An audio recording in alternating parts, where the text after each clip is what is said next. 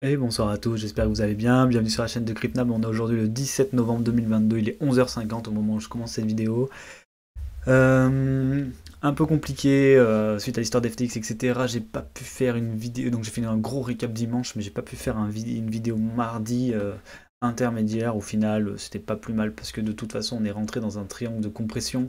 Euh, pour l'instant dans le haut du pattern, donc on est vraiment en train de continuer cette compression. Je vois que mis mon triangle n'importe comment ici, mais on est vraiment dans une compression qui c'est un peu du 50-50. Alors essayer de dire oui ça va pump, oui ça va dump, c'est un peu compliqué, surtout qu'on a des infos assez contradictoires aussi au niveau de l'order flow, on verra juste après.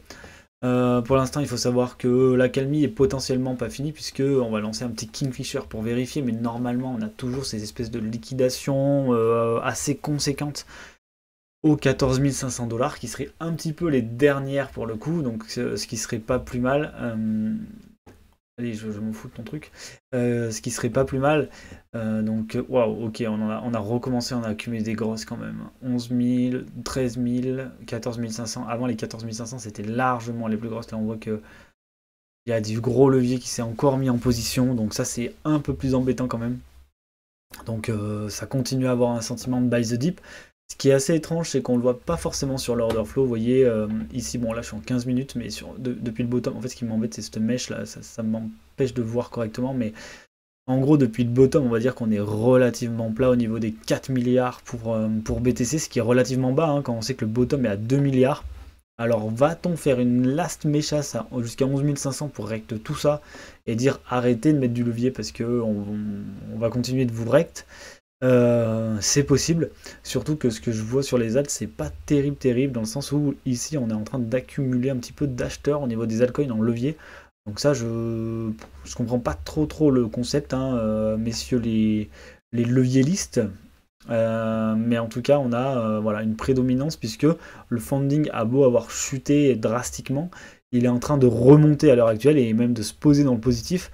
Donc c'est pas ce qu'on veut voir pour un scénario de bottom sur les altcoins, pas du tout.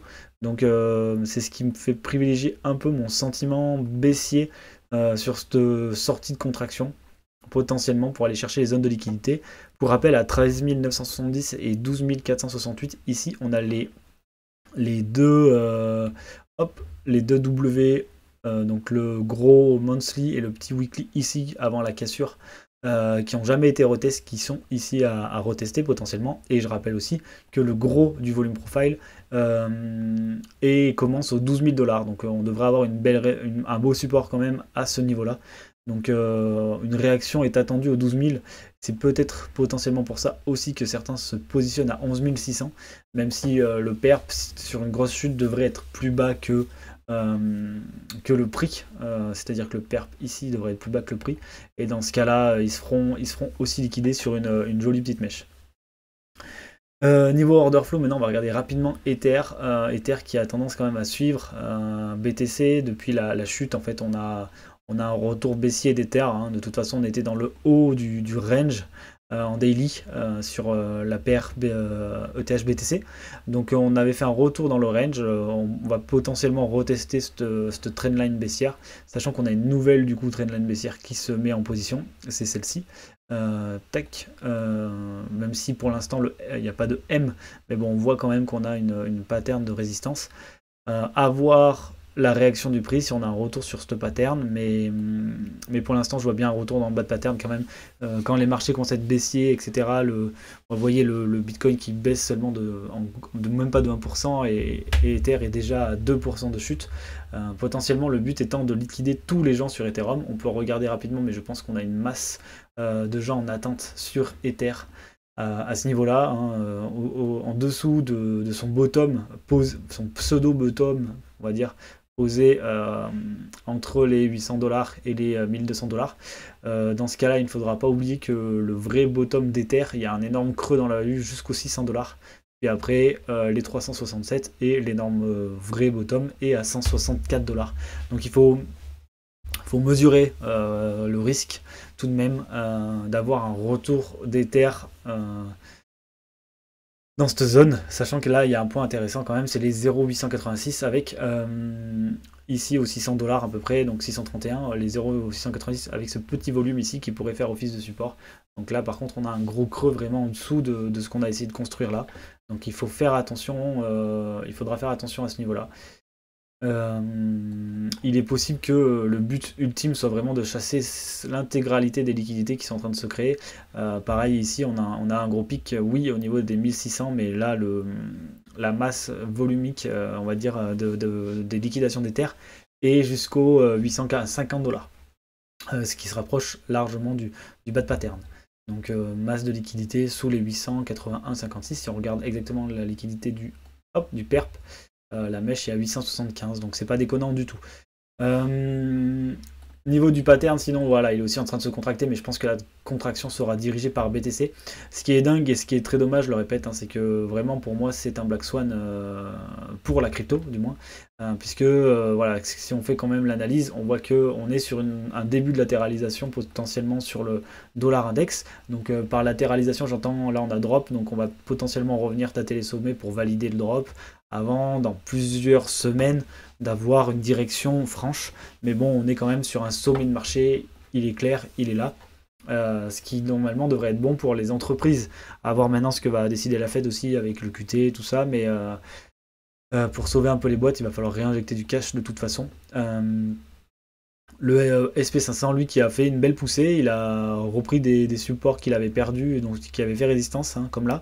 Donc là, c'est super intéressant. Maintenant, il faudrait avoir une petite latéralisation et surtout casser cette grande trendline baissière ici, parce que c'est elle qui fait office de résistance depuis janvier 2022, donc depuis 11 mois. Il faudrait, pour voir un retour haussier sur le marché, l'idéal serait d'observer, qu'est-ce que j'ai fait, ce grand trait là?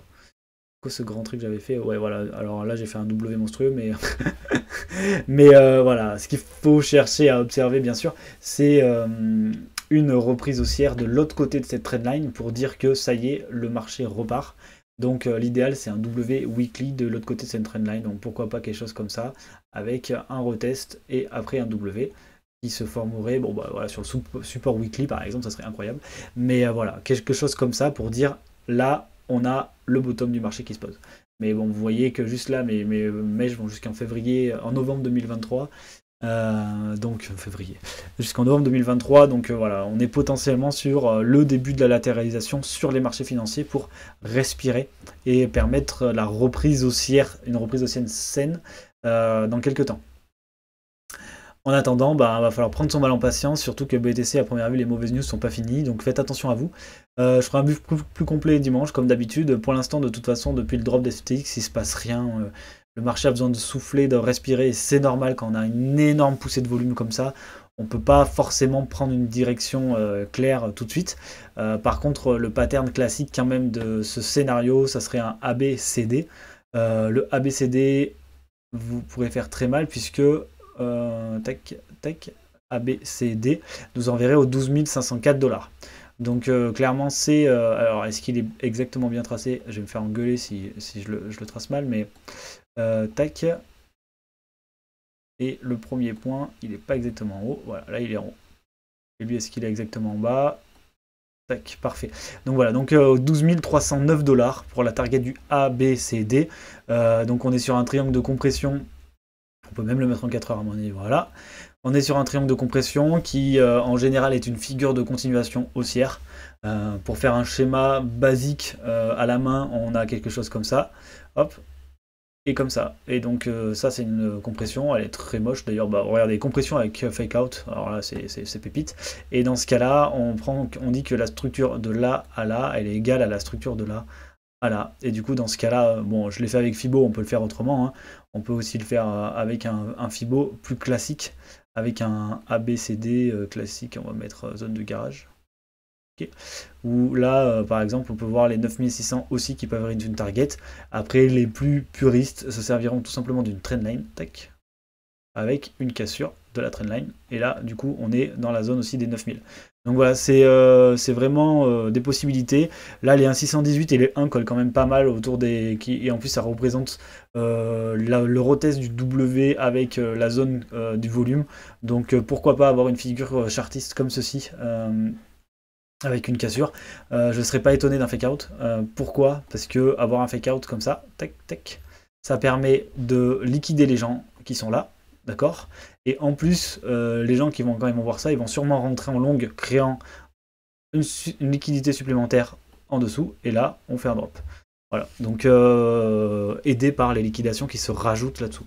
Donc vraiment, c'est un scénario à garder en tête. Après, bien sûr, on pourrait très bien faire un sommet, mais potentiellement, c'est ce qui nous attend. J'essaie de pas trop être pessimiste en général, mais c'est vrai que quand je fais l'analyse là-dessus, et le fait que sur les altcoins, je vois du positif, ça me laisse à penser que potentiellement, on est sur une future continuation baissière, avec en target le début, on va dire, le sommet ici, le début de la fin, le début des volumes profile qui se trouve du coup à 12 000 $ à peu près, donc on sera un petit peu au-dessus pour le bottom, et ça permettrait de créer en fait un volume hop là-dessus et de combler ce creux tout simplement.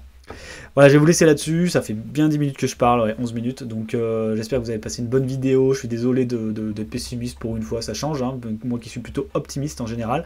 Dans tous les cas, voilà, des 12 000, personnellement, c'est intéressant. Après, ça va continuer de purger des altcoins qui ont déjà pas mal souffert, donc faites attention à vos bags tout de même. Garder de la liquidité, éviter de tous garder sur les SEX ou ou aux mêmes endroits, bien entendu. On le dira jamais assez. Bien sûr, même moi, il faut que j'évite de le faire. Il faut que je fasse attention parce que on va pas appliquer faites ce que je dis, faites pas ce que je fais. En attendant, je vous souhaite à tous de passer une agréable fin de semaine, un bon week-end, et on se retrouve dimanche pour la vidéo complète de la semaine. Allez, ciao, bye bye.